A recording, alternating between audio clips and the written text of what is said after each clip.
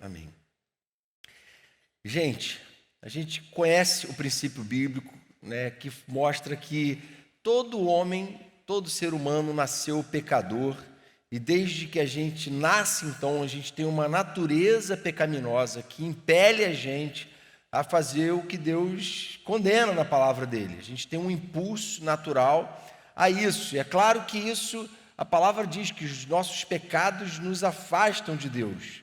Nossos pensamentos errados, nossa atitude pecaminosa, ela nos torna impuros diante de Deus, indignos da misericórdia dele, do perdão dele, indignos da salvação, nos torna merecedores da morte, nos torna gente que vive aqui neste mundo uma vida com certeza muito aquém da vida que Deus nos chamou para viver.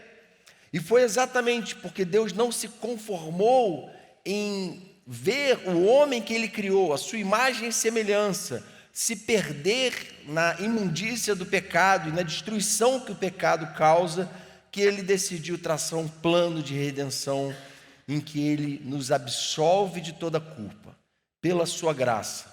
E mais maravilhoso do que isso, ou tão maravilhoso quanto ele nos absolver e nos salvar da nossa condenação eterna, ele também nos convida a ser purificados, a experimentar na nossa vida terrena a purificação de todo o pecado, tudo aquilo que nos torna impuros.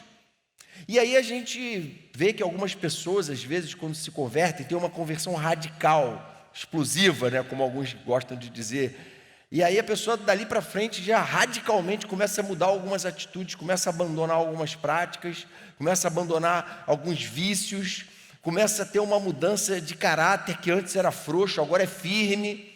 Antes era camaleônico, né? Se adaptava ao ambiente, agora não, agora é o mesmo, seja em qual ambiente estiver, a convicção está ali presente. E aí outras pessoas, por outro lado, depois que tem uma experiência com Jesus, ainda ficam arrastando certos vícios, certos hábitos. Mas a gente crê que a despeito dessa velocidade, o ponto é importante que a gente, como cristão, busque ser purificado de toda impureza. Paulo fala em Filipenses, olha, desenvolvam a salvação de vocês, não é? Ponham em ação. A salvação não é algo a que eu devo me acomodar. Estou salvo, estou tranquilo, sou eleito, sou predestinado. Paulo fala, não, a salvação tem que ser desenvolvida no sentido de que a única evidência de que eu de fato fui salvo é o fato de que eu estou numa luta sincera e verdadeira contra o pecado e contra tudo que me torna condenável diante de Deus. Tudo aquilo que me fazia merecedor da condenação. Tudo aquilo que levou o meu Senhor para a cruz. Tudo aquilo que colocou Jesus na cruz como maldição, sendo Ele perfeito, santo e puro, no meu lugar. Fez Ele pagar um preço tão alto. Tudo isso, na vida do cristão, é um motivo de repulsa, de asco. Então alguém que teve uma experiência real com Deus é alguém que está ávido por cura, por transformação, por mudança, por purificação do coração. E a história que a gente vai ler fala de uma mulher que era uma mulher impura diante da lei. Uma mulher que tinha um fluxo hemorrágico, fluxo de sangue, e esse fluxo de sangue não só era impuro cerimonialmente, mas ele também drenava a vida daquela mulher. O sangue é símbolo da vida na palavra de Deus. E a vida daquela mulher estava se esvaindo, aquela mulher estava anêmica, pálida, e a mulher, no meio de todo aquele sofrimento, ela tem uma experiência com Jesus, que tem muito a nos ensinar. A gente que quer também ter uma experiência de purificação e cura diante dele. Marcos 5:24 diz assim: Jesus foi com ele e uma grande multidão o seguia e o comprimia. E estava ali certa mulher que fazia 12 anos vinha sofrendo de hemorragia. Ela padecera muito sob o cuidado de vários médicos e gastara tudo o que tinha, mas em vez de melhorar, piorava. Quando ouviu falar de Jesus, chegou por trás dele, no meio da multidão, e tocou em seu manto. Porque ela pensava, olha o pensamento dela, se eu tão somente tocar em seu manto, ficarei curada. imediatamente cessou a sua hemorragia, e ela sentiu em seu corpo que estava livre do seu sofrimento. No mesmo instante, Jesus percebeu que dele havia saído o poder. Virou-se para a multidão e perguntou: quem tocou em meu manto? Responderam seus discípulos: vês a multidão aglomerada ao teu redor e ainda perguntas: quem tocou em mim? Mas Jesus continuou olhando ao seu redor para ver quem tinha feito aquilo. Então a mulher, sabendo o que lhe tinha acontecido, aproximou-se, prostrou-se aos seus pés e, tremendo de medo, contou-lhe toda a verdade. Então ele lhe disse: filha, a sua fé a curou. Vá em paz e fique livre do seu sofrimento. Amém? Então, esse texto mostra para a gente, na verdade, dois públicos aqui, basicamente. Um público que era o público composto pela multidão, e aquela multidão, então, de pessoas comprimia Jesus, não só encostava, tocava em Jesus, mas comprimia ele. E aquela multidão, por outro lado, não teve uma experiência sobrenatural com Jesus. Aquela multidão fazia número, aquela multidão conhecia Jesus pessoalmente, via Jesus, ouvia as palavras dele, e embora com todo esse contato, não se relatou a experiência de um milagre por parte daquela multidão. Mas a mulher, por sua vez, ela simplesmente toca, e o fato de ela tocar mostra que ela era alguém daqueles que foi chamado por Deus, daqueles que foram chamados por Deus, eleitos por Deus e separados por Deus. E nós também podemos agir diante da presença de Jesus como multidão que está ali, espectadora do que Jesus é, do que Jesus faz, do que Jesus quer fazer. Ou a gente pode, como aquela mulher, se mover na direção dele em busca de uma intervenção na nossa história. A gente pode ficar como uma multidão anos e anos, caminhando com Jesus, observando o que Jesus está fazendo na vida das pessoas, sem que muita coisa mude na nossa vida. Mas o que a gente entende é que o propósito de Deus para mim e para a sua vida é que a gente, hoje, pare para pensar um pouco nisso. Será que eu estou vivendo uma vida morna espiritualmente? Será que eu me acomodei numa rotina de ir à igreja, ir para a célula, de, enfim, viver a vida cristã normal, mas de uma forma um tanto acomodada com aquilo que eu tenho vivido hoje? Ou será que quando eu olho para dentro de mim, eu vejo que tem coisas que precisam desesperadamente de mudança, de transformação? Há uma tendência nossa, gente, depois que a gente deu conta daquela lista que a gente recebe quando a gente se converte, não é? Não beba, não fuma, não cheire, não transe, não isso, não aquilo. Quer dizer, transar até pode depois do casamento, né? Mas foi mal, gente, foi mal. Então, aquela lista, já cumpri essa lista, já não faço mais nada disso, né? E aí você, pronto, está resolvida a minha vida diante de Deus.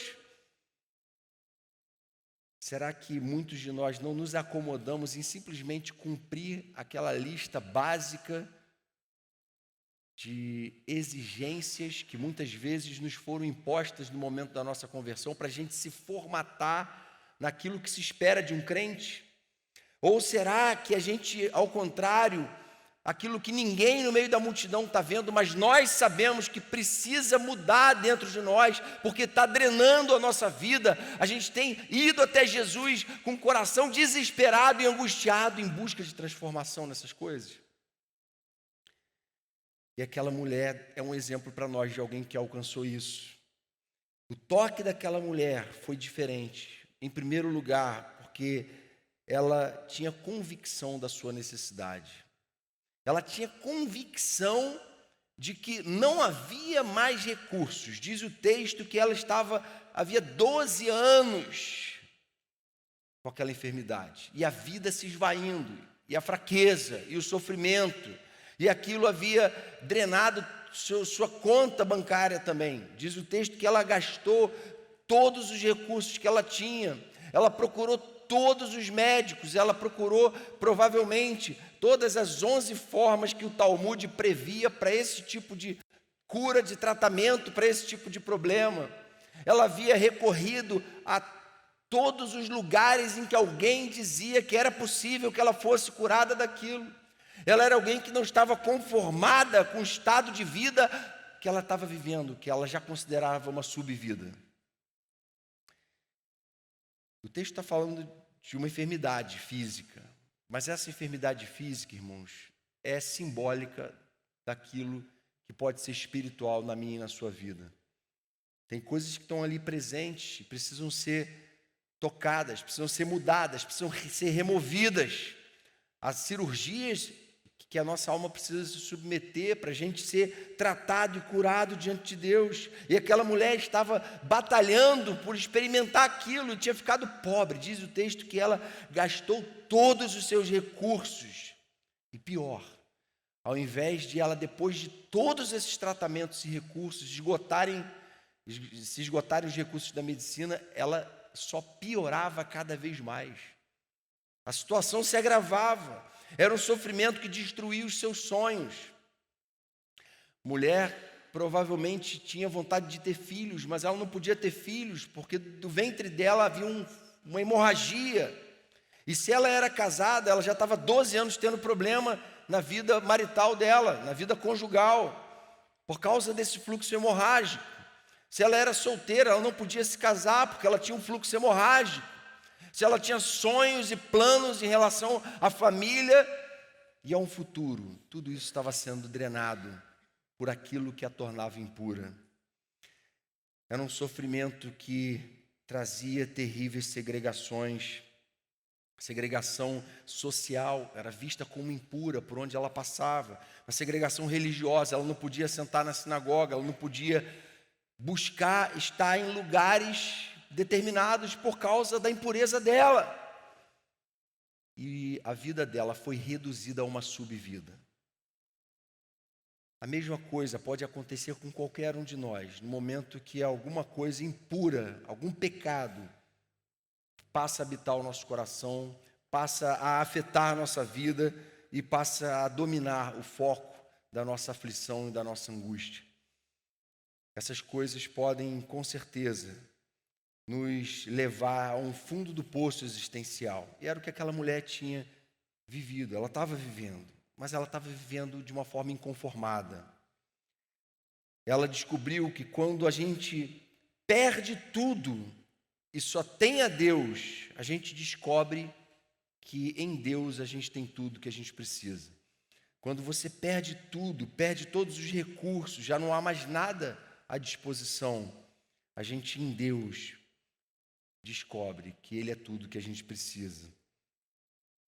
Então a primeira atitude dessa mulher, que é exemplar para nós, é essa convicção da necessidade. Alguns podem falar assim, poxa, Jonas, mas é um tanto óbvio isso, né? Convicção da necessidade. Eu sei que eu tenho necessidade de mudar, eu sei que eu tenho necessidade de ser transformado. Mas a diferença é que essa mulher, ela tinha essa convicção intensa e urgente. Ela não tinha uma convicção assim, eu sei, talvez um dia. Não, eu preciso mudar isso hoje. Hoje eu preciso correr atrás da parte de Deus de uma intervenção, de uma cura. Não dá para adiar mais. E aí, irmãos queridos, se a nossa impureza nos afasta de Deus, Ele quer que a gente experimente, pela fé, a liberdade para a qual Ele nos chamou. Essa é a primeira aplicação aqui. O segundo ponto é que a atitude que transforma acontece quando a gente abandona nossas ilusões em relação às soluções fora de Jesus. A gente, enquanto está enfermo, enquanto a gente está adoecido pelo pecado, a gente se ilude demais. É muito fácil a gente acreditar que certas coisas são para nós soluções para sanar o problema emocional que a gente está vivendo, a carência afetiva, para solucionar, enfim, um sentido para a vida, o prazer de viver, para solucionar uma série de coisas. E a gente começa a buscar por todos os meios solução para aquilo que tem nos afligido. E muitas vezes a gente se ilude, buscando as soluções nos lugares errados, buscando solução no entretenimento, buscando solução até mesmo em amizades, em coisas boas, em relacionamentos de namoro, enfim, em coisas que por si só são boas, mas não vão trazer para a nossa alma o alívio que a gente só vai encontrar em Jesus. E os recursos, então, daquela mulher se esgotam e ela passa a abandonar de uma vez por todas as ilusões que ela tinha de cura fora de Jesus, de liberdade fora de Jesus, da vida que Deus criou ela para viver fora de Jesus. E ela então ouve falar de Jesus e vai até Jesus na expectativa de que Jesus tenha solução para a vida dela. Porque ela ouve falar de pessoas que, tão desesperadas quanto ela, tinham alcançado o favor de Deus através de Jesus.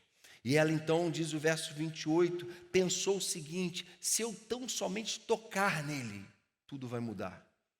Se eu tão somente tocar nele, eu tenho tanta convicção de que ele não é uma ilusão, de que ele é real, eu tenho tanta fé nisso, eu confio tanto em Jesus como aquele que Deus enviou, que se eu só tocar ele, eu vou ficar completamente curada. Eu tenho certeza disso.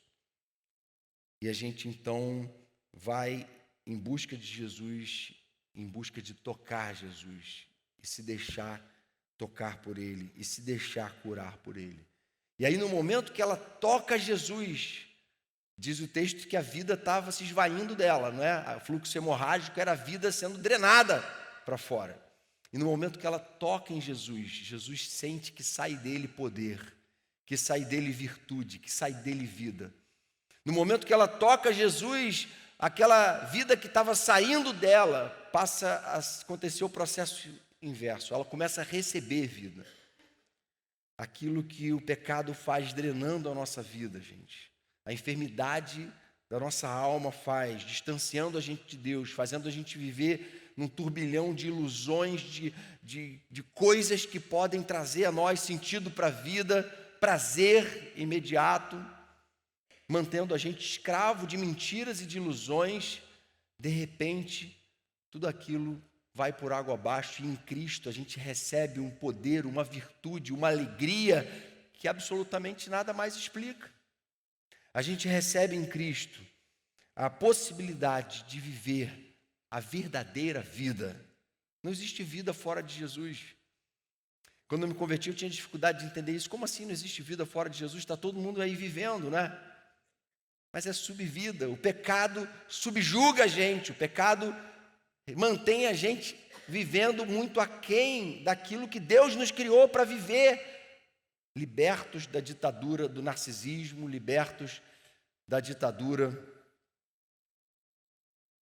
da promiscuidade, das impurezas de uma forma geral, da arrogância, da soberba, libertos do nosso próprio ego que nos cega e nos escraviza. Jesus nos chama a viver libertos disso tudo, e Ele opera em nós não apenas uma cura física, mas uma cura emocional. E Ele se volta para aquela mulher e fala: filha, tem bom ânimo, tem bom ânimo, deixe que eu trate as suas emoções, e você então deixará de ser uma mulher deprimida, acuada, amedrontada, tremendo como você está, e você vai ser alguém cheia de ânimo, cheia de expectativas em relação à vida, cheia de vida, uma vez que você foi tocada, ou você tocou e foi tocada, e de mim saiu o poder. Ele opera nela uma cura espiritual. Ele fala assim: a tua fé te salvou. Essa fé que você perdeu desde a queda, você enquanto ser humano perdeu a capacidade de crer, ganhou um coração duro de pedra, você de repente perde esse coração duro e ganha um coração de fato humano, sensível, de carne. Você que tinha uma ilusão de vida, uma aparente vida, agora vai passar a ter uma vida de verdade. Um coração que pulsa, um coração que sente, um coração que se quebranta, e você vai experimentar uma cura muito maior e mais poderosa do que essa cura tão fascinante e encantadora que é a cura física.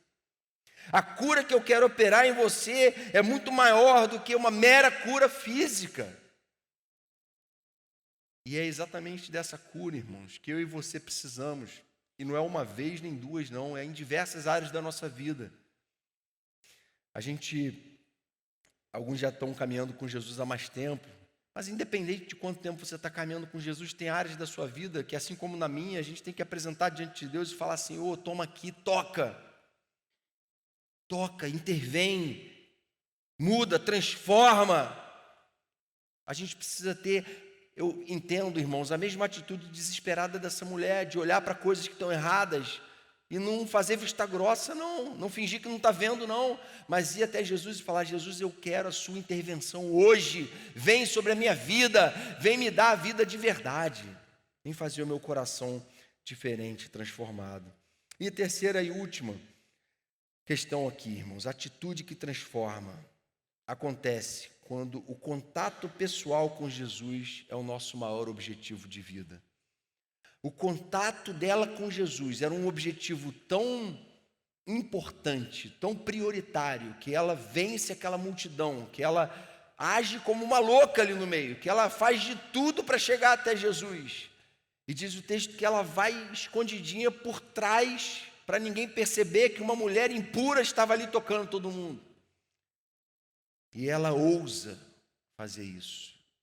E aquilo, cerimonialmente falando, estava tão errado, porque ela era impura, que diz o texto que ela vai por trás tremendo diante de Jesus, com medo de ser descoberta, com medo de sofrer preconceito, de sofrer ataques por ela estar agindo assim. E muitas vezes Deus quer que você se aproxime dele, mesmo que você tenha medo e vergonha diante da sua própria impureza. Tem gente que fica com tanta vergonha de Deus por causa do pecado que não se aproxima dele. Mas Deus se mostra esse ser que nos ama tanto, né? Apesar de sermos pecadores, que enviou o Filho dele para morrer no nosso lugar. Então tudo que Deus espera é que você, com todo o seu erro, com toda a sua impureza, com tudo aquilo que está drenando a sua vida, com tudo aquilo que é uma desgraça social, emocional e física para você, se aproxime diante dele e fale: Jesus, olha aqui, sou eu tenho vergonha do que eu sou. Agostinho de Hipona, comentando esse texto, ele diz o seguinte: uma multidão o aperta, mas só essa mulher o toca. Uma multidão o aperta, mas só ela o toca. Só ela toca o coração de Jesus. Só ela toca as emoções. E por conseguinte, só ela é tocada. Foi o alcance de sua fé e não o toque de sua mão que lhe assegurou a cura que ela buscava. Foi o coração dela. Foi o alcance da fé dela. Foi a atitude dela de fé, de alguém que nunca se conforma com aquilo que destrói a vida, com alguém que nunca está conformado, nunca está relaxado. Entende, irmãos? Esse é o desafio da vida cristã. A gente nunca se conformar, nunca relaxar, nunca achar que está tudo bem, está tranquilo, pode relaxar, vai vivendo a vida, deixa a vida te levar. Não, a vida cristã é guerra. Nós já estamos numa guerra. Só que essa guerra não é contra carne e sangue, não é contra pessoas. Essa guerra, primeiro, se trava no nosso coração. O espírito contra a carne contra o espírito, porque são opostos entre si. E eles estão, então, lutando e guerreando. E é no meio dessa guerra que Deus quer que a gente saia vitorioso, que a gente saia curado, que a gente saia renovado.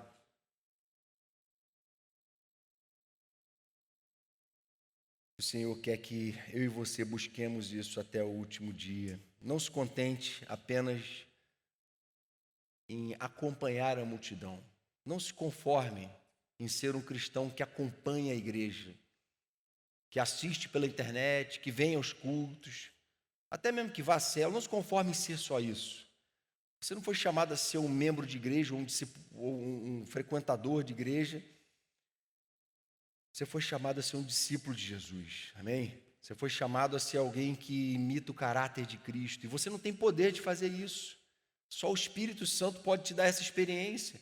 Você não tem capacidade de viver uma vida exemplar, você não tem capacidade de mostrar firmeza de caráter. Só quem pode dar isso para nós é o Espírito Santo. Só que Ele só vai dar isso para quem estiver buscando a Ele e a Deus de todo o coração.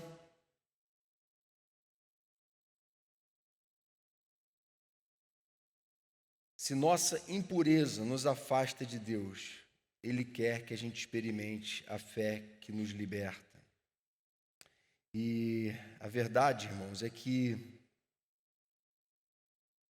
a gente precisa rever, não hoje aqui não, mas todos os dias, o modo como a gente tem caminhado diante de Deus. Todo dia é dia de a gente parar e fazer uma avaliação. Todo dia é dia de a gente, como o apóstolo Paulo fala, quando vocês se reunirem para comer a ceia, examine-se a si mesmo. Julgue a si mesmo à luz da palavra. Esse é um exercício da vida cristã. E eu queria te convidar a fazer esse exercício agora. Feche seus olhos, abaixe sua cabeça. Vamos fazer uma oração. Eu queria que você tivesse um minuto de oração silenciosa aí no seu coração, que você colocasse diante de Deus como as coisas têm sido na sua vida. Talvez você tenha tido uma semana muito corrida, você esteja vivendo uma vida tão corrida que você tem tido pouco tempo de colocar em ordem as coisas na sua alma. E você muitas vezes tem deixado certas impurezas se alojarem, certas coisas que podem te afastar de Deus, podem se tornar enfermidades cada vez mais graves, que podem já estar se arrastando há anos. E Jesus, essa noite, quer que você coloque diante dele isso, que você toque ele. Aquele mesmo Jesus que estava lá 2000 anos atrás está aqui hoje, e ele quer que você estenda a sua mão e que você toque ele, para que ele venha completar a obra que ele começou no seu coração e no meu coração.